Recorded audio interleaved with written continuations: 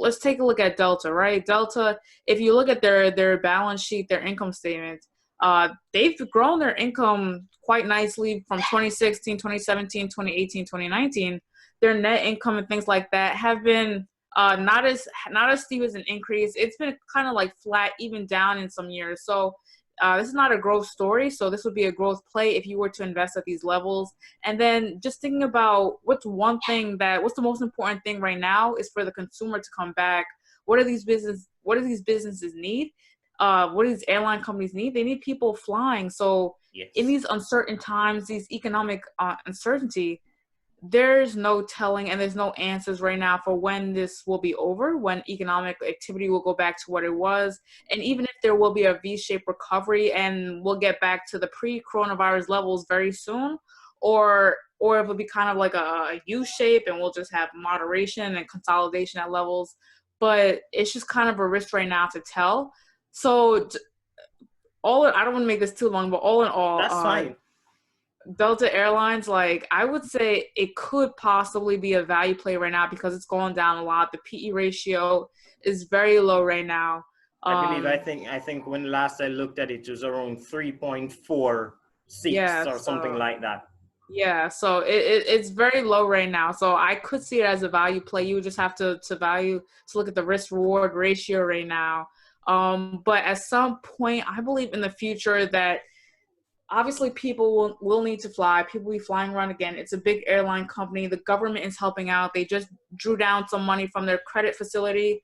And like I said, the government is helping them out. So with that in mind, I don't see a risk of bankruptcy or anything like that in the future. And at some point, people will need to fly again. So they will get back to the pre-coronavirus numbers at some point. I don't know what that point is. So it could be a value play if you invest in these levels for a while to come. So not looking at the short term really, but looking at the long term.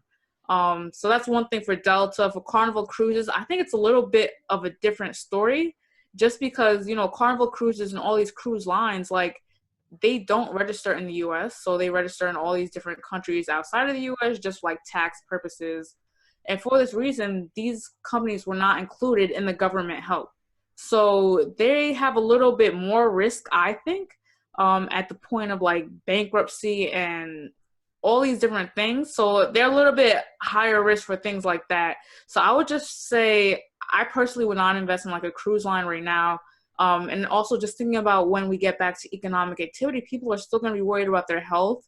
They're still going to be worried about all these different things. So, and a cruise is one of those vessels that is, I just feel like it's like infection central, and you have all these people together on one boat and then you're stopping at different places. I just feel like the risk reward ratio is not where I would want to invest in it right now, but for other people they may see it as like a value play and to get in right now. What are your thoughts on like those different types of industries? I would agree with you. I think certainly over the long term, and we'll get back to talking about that for like for the different types of investors, how they might want to look at the markets. Certainly though, in the case of airlines, what we do know for certain is that a lot of these airline companies, they're large and they are few. So there is a very large capital expenditure that is required in terms of starting a new airline. So it would make sense to me that the government would want to sort of support these companies to try to avert the worst case scenario, which is them going bankrupt. Additionally, when you have companies of these sizes, typically, and if they're as long-standing as like a Delta or a Southwest Airlines, then what they do have also is they have the credibility of their name, which allows them to kind of source capital through various different means. For example, they could decide to approach like an accredited investor who would provide some form of backstop for the bleeding that they're currently undergoing.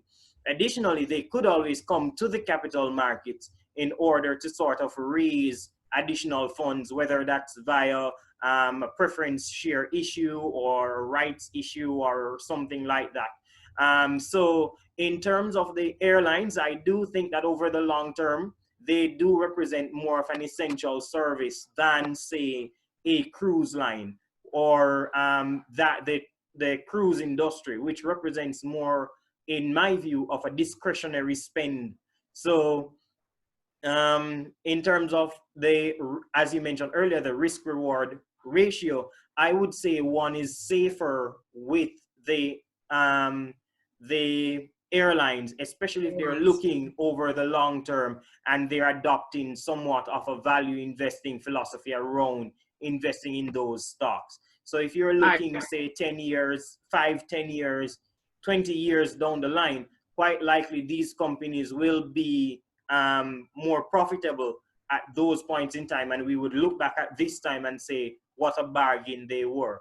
And I'm considering also the fact that the current impact on their businesses might be such that total earnings for the year is significantly lower than they were, say, a year ago or 2 years ago.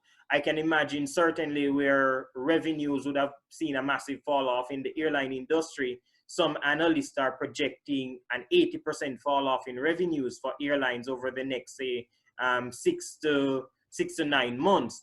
And that is certainly, that's certainly possible because, as you mentioned earlier, we don't really know where we are right now in terms of the true impact of the COVID-19 virus on these companies or on the economy itself as a whole.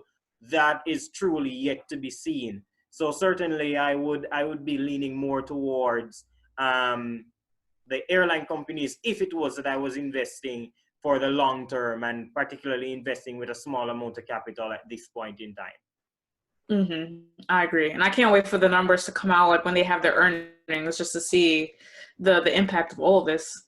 Right, because then it would be able to quantify to a more certain degree what impact the virus and the shutdown basically has been having on those companies.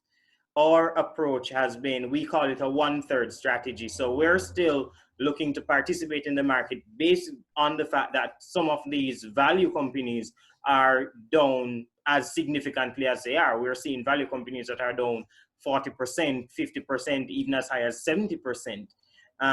So our approach is to still engage in these value companies, those that we do assess and realize that they are fairly strong companies, whether it is they have a brand advantage or their balance sheet are significantly stronger than their competitors, or it could be a situation where they provide an essential service and they're not as much afflicted by the COVID-19 situation. So we're continuing to invest in companies like those, applying like a staggered approach to deploying capital. As we were discussing yesterday, we don't necessarily know where the bottom is. We do think that it's possible that companies' prices could fall back, probably even to levels lower than where they last settled, based on the fact that we don't think the full economic and the real impact of the COVID-19 virus has been incorporated or has been accounted for in some of these companies, particularly those that we know are truly susceptible based on the industries that they're in. So we're taking a very similar approach, a very conservative but yet optimistic approach to value plays in particular.